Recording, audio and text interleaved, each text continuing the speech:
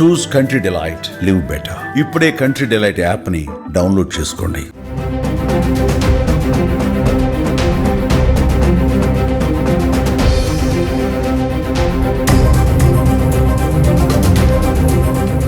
అందరికీ నమస్కారం. నేను Swaroopa Potlapalli. Welcome to Suman TV. Social media open చేస్తే చాలు నెల్లూరుకి చెందిన Disha app Aruna private videos, రాసలీలలు అంటూ అనేక వీడియోస్ కనిపిస్తూ ఉన్నాయి.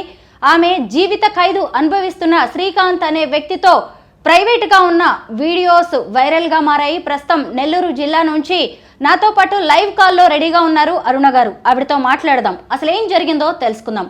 నమస్తే అరుణ గారు. నమస్తే అండి. మీరు కూడా చూసి ఉంటారు, మీరు హాస్పిటల్లో శ్రీకాంత్ అనే వ్యక్తితోటి, ముఖ్యంగా అతను జీవిత ఖైదు అనుభవిస్తున్న వ్యక్తి, అలాంటి వ్యక్తితో మీరు ప్రైవేట్గా ఉన్న వీడియోస్ బయటకు వచ్చాయి. అవి ఎప్పటివి? అవి లాస్ట్ ఇయర్ డిసెంబర్లో లేకపోతే జనవరిలోగా, నాకు డేట్ అయితే కరెక్ట్గా గుర్తులేదండి. దానిలో తప్పేమీ లేదు అనేది నా ఒపీనియన్. నేను అనేక రకాలుగా టీవీ ఛానల్స్లో కూడా నేను అవి రాసలీలలు అంటే నేను ఖండిస్తానండి. ఎలా అవుతాయి రాసలీలలు? అందులో ఏమన్నా అసభ్యకరమైన ఏమన్నా ఉన్నాయా? నేను దగ్గర కూర్చొని క్రీమ్ రాయించుకుంటున్నాను. ఆయన ఒక చెయ్యి ఇట్లా పెట్టుకొని రాసలీలలు ఏం చేస్తారండి? బుద్ధి లేని రాతలు కాకపోతే ఇవన్నీ కూడా. అరుణ గారు, అసలు శ్రీకాంత్ గారికి అలాగే మీకు ఉన్న అనుబంధం ఏంటి? శ్రీకాంత్ నాకు జైల్లోనే పరిచయం అండి, 2022లో. తర్వాత నేను ఆయన గొంతు విన్నాను. ఈ గొంతు నా భర్త గొంతులాగా ఉందని అనుకున్నానే కానీ తర్వాత నేను ఇష్టపడ్డాను. ఒకరోజు మరి అది దేవుడు రాక ఏమో కానీ జైలు వాళ్ళే నన్ను గెస్ట్గా పిలిచారు. ఆ గెస్ట్గా వెళ్ళిన తర్వాత నేను ఆయనతో నాకు ఇలా నా భర్త చనిపోయాడండి. చనిపోయిన తర్వాత నాకు ఆ వాయిస్ అనేది ఎక్కడ వినపడలేదు, మీ దగ్గరే వినబడింది. కాబట్టి మీకు కూడా మ్యారేజ్ కాలేదనని తెలిసింది నాకు. మీకు ఓకే అయితే మీరు బయటకు వచ్చాక నేను పెళ్లి చేసుకుంటానని చెప్పాను. ఆయన కూడా అప్పుడు నేను క్షమాభిక్షకు రెడీగా ఉన్నాను, జీరోకి వచ్చిన తర్వాత నాకు కూడా పెళ్లి చేసుకొని నాకంటే ఒక ఫ్యామిలీ కావాలన్న ఒపీనియన్లో ఉన్నాను అన్నట్టు ఆయన ఒపీనియన్ చెప్పారు. అయితే ఆయన మ్యారేజ్ ప్రపోజల్ కానీ లవ్ ప్రపోజల్ కానీ పెట్టింది నేనే అండి. అట్లా నాకు శ్రీకాంత్తో పరిచయం స్టార్ట్ అయిందండి. తర్వాత ఆయనకి నాకు కలిసే అవకాశం కలగలేదు. నేను ఎప్పుడు కూడా వెళ్ళలేదండి జైలు. ఆయనతో జైల్లోనే పరిచయం అన్నారు, జైలుకు ఎందుకు వెళ్ళారు మీరు? ఖైదీ సోదరులందరికీ కూడా రాఖీ పౌర్ణమి చేయాలనే ఒక మంచి ఉద్దేశంతో అప్పుడు ఒక దిశ ఫౌండేషన్ తరఫున రాజమండ్రిలో, విశాఖపట్నంలో, నెల్లూరులో 3 జైళ్ళల్లో ప్రోగ్రామ్ చేసామండి మేము మహిళలు కలిసి. అక్కడ రాజమండ్రిలో మహిళలు పాల్గొన్నారు, విశాఖపట్నంలో మహిళలు పాల్గొన్నారు. సొంత జిల్లా కాబట్టి నెల్లూరు జైల్లో నేను పాల్గొన్నానండి.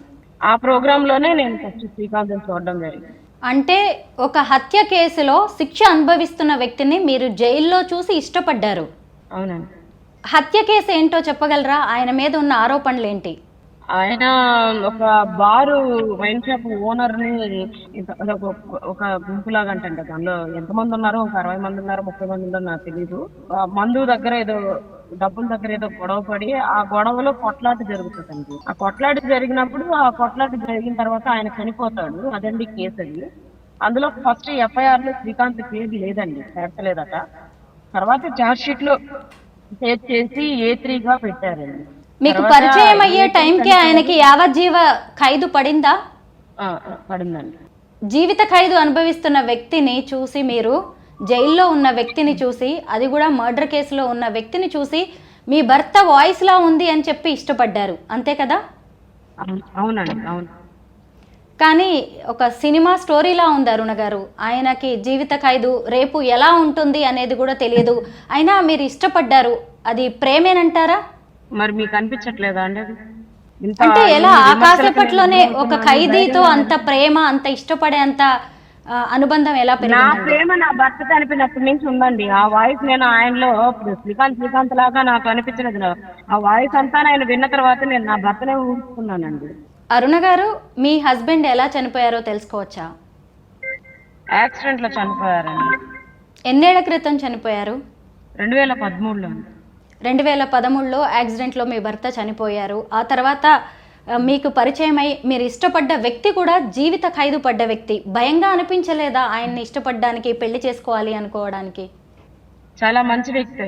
మీకందరికీ ఆయన ఈ పేపర్ వాళ్ళు రాసినట్టు ఆయన కరడుగట్టిన నేరస్తుడనో లేకపోతే రౌడీ షీటరనో మీకందరికి అనిపించేమో మాత్రం చిన్నపిల్లడితో సమానం అండి. ఆ జైలు కంటే ముందు మీరు ఎప్పుడైనా శ్రీకాంత్ గారిని కలవడం కానీ అతని గురించి వినడం కానీ జరిగిందా? లేదండి. ఆ తర్వాత మళ్ళీ అలా కలుస్తూనే ఉన్నారా అండి ఆయన్ని? తర్వాత జ్ఞాపకం చేసిన తర్వాత కలవలేదండి. ఇంత కలవలేదు. పెళ్లి చేసుకోవాలి అన్న ఉద్దేశం అయితే ఉంది ఆయన్ని. తర్వాత ఆయనకి చెయ్యి బాగలేకుండా వచ్చిన తర్వాత ఒకసారి వాళ్ళ ఫ్యామిలీ మెంబర్స్ రిక్వెస్ట్ మేరకు కేర్ టేకర్ కావాలన్న తర్వాత నేను హాస్పిటల్కి వెళ్ళానండి. హాస్పిటల్కి వెళ్ళి ఆయన చిన్నపిల్లని చూస్తున్నట్టు చూస్తున్నాను. ఈవెన్ యూరిన్ ఆయన బాత్రూమ్ అయినా కూడా డైపర్తో సహా నేనే మార్చాను. చంటి పిల్లని చూస్తున్నట్టు చూస్తున్నాను. అరుణ గారు, చాలా ఆశ్చర్యంగా అనిపిస్తోందండి. సినిమా స్టోరీలా ఉంది. మీ భర్త పోయారు, జీవిత ఖైదు అనుభవిస్తున్న వ్యక్తిని మీరు ఇష్టపడ్డారు, మళ్ళీ అతన్ని పెరోల్ మీద కూడా తీసుకొచ్చారు. అయితే మీరు ఆయన్ని పెరోల్ మీద తీసుకొచ్చిన విధానం మీద కూడా అనేక ఆరోపణలు వస్తున్నాయి. ఆయన్ని బయటకు తీసుకురావడానికి మీరు ఒక ఎస్పీ గారితో గోవా ట్రిప్కి కూడా వెళ్ళారు అనే విమర్శలు, దాని మీద మీరేమంటారు?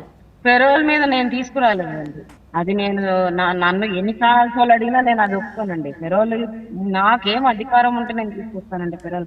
నేను ఇంతకు ముందే పదే పదే చెప్పాను, ఇప్పుడు కూడా చెప్తున్నాను. వాళ్ళ ఫాదర్ పెట్టుకున్నటువంటి రిప్రజెంటేషన్ రూపంలోనే ఆయన బయటకు వచ్చాడు, అంతే తప్ప ఆ రిప్రజెంటేషన్ గవర్నమెంట్ యాక్సెప్ట్ చేసి పంపించింది తప్ప అందులో నా ప్రమేయం లేదు. ఎస్పీతో గోవాకి వెళ్ళేంత సీనే నాకు ఉంటే ఈరోజు నిన్నటి నుంచి మేము జైలు దగ్గరే ఉన్నామండి. మార్నింగ్ లేచినప్పటి నుంచి నైట్ దాకా జైలు దగ్గరే ఉంటున్నాము. మాకు ములాఖత్తు కూడా ఇవ్వట్లేదు. శ్రీకాంత్ ఎలా ఉన్నాడో చూపించట్లేదు. శ్రీకాంత్కి లోపల ఏమన్నా అయిందో చూపించట్లేదు. మాకు ఇంత అన్యాయం జరుగుతుంటే, మాకు ఇంతమంది సపోర్ట్ ఉంటే ఎందుకు ఈ గతి మాకు వస్తుందండి? అరుణ గారు, నెల్లూరు అలాగే చిత్తూరు జిల్లాల ఎస్పీలు వద్దు అన్నా గానీ మీరు పట్టుబట్టి మరి పెరోల్ తీసుకొచ్చారు. అంటే వాళ్ళ తండ్రి ద్వారానే తీసుకురావచ్చు.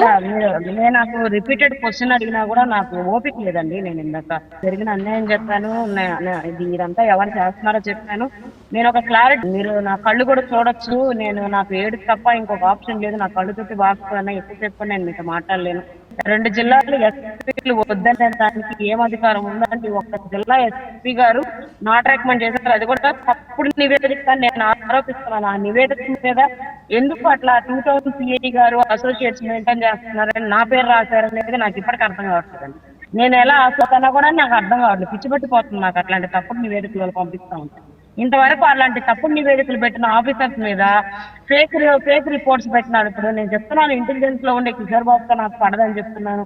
2000 సిఐ తప్పుగా పంపించినట్టు అంటున్నాను. వాళ్ళ మీద ఎందుకు విచారణ చేసి వాళ్ళని ఎందుకు సమానమైన ఆఫీసర్లను కూడా నాకు ఏం అర్థం కావట్లేదండి. నాకు ఎందుకు ఇలా రిపోర్ట్ పెట్టారు, ఎందుకు నాట్ రికమెండ్ చేస్తారు? అసలు శ్రీకాంత్ ఏమన్నా డేరా బాబా కరగంట కన్నా కూడా పెద్ద క్రిమినల్ కాదు కదా. మామూలుగా ఇంత ఎస్కేప్ తర్వాత ఆయన 3 సార్లు పెర్లోల్ మీద వచ్చి గుడ్ కండక్ట్ వెళ్ళాడు కదా. మరి ఆయన గురించి పాజిటివ్ ఆయన కరుడుగట్టిన నేరస్తుని, లేకపోతే నన్ను లేడీని కిలాడిని చేయాలి. నేను క్లారిటీ ఇచ్చానండి. జీవిత ఖైదు అనుభవిస్తున్న శ్రీకాంత్ గారిని బయటికి తీసుకొచ్చి మరీ పెళ్లి చేసుకోవాలనుకుంటున్నారా? ఆయన్ని బయటికి తీసుకురావడానికి మీ దగ్గర ఉన్న సాక్ష్యాధారాలు ఏంటి? దేవుడు ఒక మార్గం చూపిస్తాడండి, భగవంతుడు ఒక మార్గం చూపిస్తాడు. ఆ మార్గంలో వెళ్ళి శ్రీకాంత్ నేను కలవాలని భగవంతుడు రాసి పెట్టి ఉంటే ఖచ్చితంగా మేము కలుస్తామండి. కుటుంబ సభ్యులకి కానీ, నాకు కానీ, మాకందరికి కలిపి కానీ కలిసే అవకాశం ఏ దేవుడైనా మాకు కల్పిస్తే గారి దగ్గరికి మమ్మల్ని తీసుకెళ్ళగలిగితే మా బాధ మేము సీఎం గారికి విన్నవించుకుంటామండి. ఆయన కోసం నేను జీవితాంతమైనా వెయిట్ చేసే దానికి సిద్ధంగా ఉన్నాను. మా బాధ సీఎం, నా బాధ కానీ వాళ్ళ కుటుంబ సభ్యుల బాధ కానీ సీఎం గారు కన్సిడర్ చేస్తే శ్రీకాంత్ తప్పకుండా బయటకు వస్తాడండి. మేము కలిసే అవకాశాలు కూడా ఉన్నాయండి. అరుణ గారు, శ్రీకాంత్ గారిని జీవిత ఖైదు నుంచి బయటపడేయడానికి మీరు సీఎం చంద్రబాబు నాయుడు గారిని కలిసే అవకాశం ఉందా? కలిసే అవకాశం ఉందా అంటే అండి, కలిసే క్యాపబిలిటీగా నాకు కానీ వాళ్ళ కుటుంబానికి లేదండి. ఇప్పుడు ఇప్పుడు నేను పడుతున్నటువంటి ఆవేదన వాళ్ళ కుటుంబ సభ్యులు పడుతున్నటువంటి మానకన ఎవరన్నా కన్సిడర్ చేసి తీసుకెళ్తే తప్ప మాకు అలాంటి అవకాశాలు లేవండి. మీరు గత ప్రభుత్వంలో వైసీపీలో పనిచేశారు, దిశ యాప్ చైర్మన్ గా కూడా ఉన్నారు. ఇప్పుడున్నది టీడీపీ కూటమి ప్రభుత్వం, మీకు సహాయం అందుతుంది అనుకుంటున్నారా?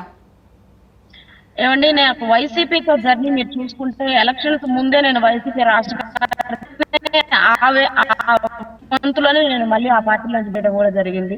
నేను ఎక్కడ వైకర్తగా ఉన్నాను అనేది ఆ 4 రోజుల్లో జరిగినటువంటి మిగతా మీరు చూసినా కూడా నేను మీడియాలో నేను నా మానసిక పోస్ట్ చేసిన నా ప్రైవేట్ ఆర్గనైజేషన్ లో ఉన్న పరిచయాలతో ఆ ఫోటోలు కూడా నేను దిగలిగానండి. కన్సల్టెంట్ ఎమ్మెల్యేలు కాకుండా మహిళల పరిచయాలతో దిగి వైసీపీ కార్యకర్తను లేదా వైసీపీ నాయకురాలను నేను కాదు. కాకపోతే ఆ పార్టీలో ఉన్నటువంటి ఒక నాయకుడు నన్ను ఇబ్బంది పెట్టాడు. ఆ నాయకుడిని తొక్కేసి నేను అక్కడ నా లోకల్లో నేను పేరు సంపాదించుకునేది అయితే వాస్తవం అండి. అంతేగాని నేను కరుడు కట్టిన వైసీపీ నాయకురాలను లేకపోతే దిశ చైర్మన్ నామినేటెడ్ పోస్ట్ అని మీరు భ్రమలో ఉన్నారు. అది కాదండి, అది నా స్వచ్ఛంద సంస్థ. అది హైదరాబాద్లో దిశ హత్య కేసు జరగడంతో మళ్ళీ ఆడపిల్లల మీద ఎలాంటి లైంగిక వేధింపులు హత్యలు లాంటివి జరగకూడదని ఆంధ్రప్రదేశ్ ప్రభుత్వం ఏకంగా దిశ చట్టాన్నే తీసుకొచ్చింది. దిశ యాప్కి మీరు చైర్మన్గా ఉన్నారు. ఆ దిశ ద్వారా మీరు ఏం చేశారు పనులు? నేను అసలు దానికి చైర్మన్ గా ఉన్నానని మీకు అసలు ఎవరు తప్పుడు సమాచారాలు ఇచ్చారు నాకు అర్థం కావట్లేదండి. నేను అఫీషియల్ ఫ్యామిలీ కౌన్సిలింగ్ మెంబర్ గా నెల్లూరు దిశ పోలీస్ స్టేషన్ కు ఉన్నాను. నేనెందుకు మొత్తము ఆ యాప్ కి చైర్మన్ గా నన్ను ఎందుకు చేస్తారు?